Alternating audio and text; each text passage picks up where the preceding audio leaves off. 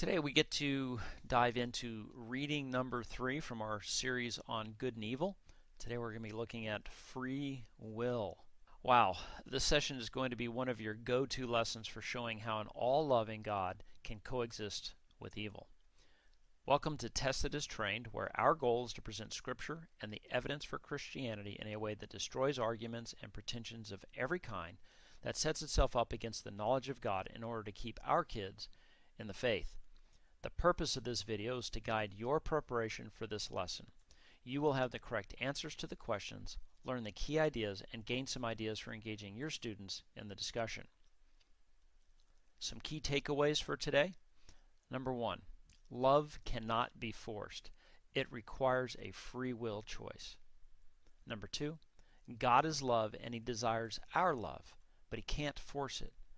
Therefore, He gave us free will to choose to love or to hate, to do good or to do evil.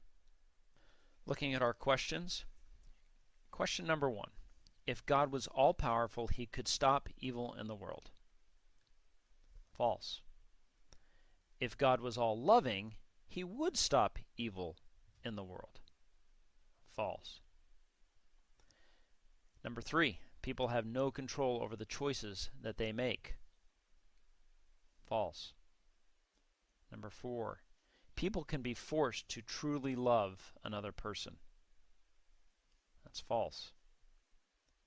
If someone forced you to do something against your will, you will consider them to be a bad person. True. Some exercises for today, some suggestions, is dig in a bit.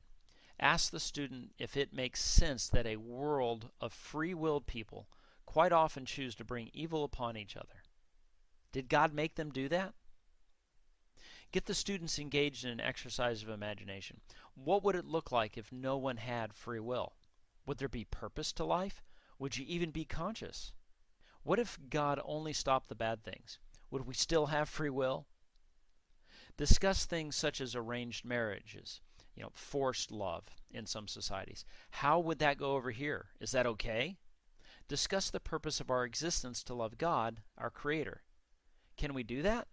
This should be a fun lesson. Come up with your own ways of engaging with the kids. Remember to use current events or relate things that are happening in your community or in the lives of your kids to make these lessons real. Ask a bunch of questions. I love that the next session continues to reveal the nature of our God. God is eternal, and so are we.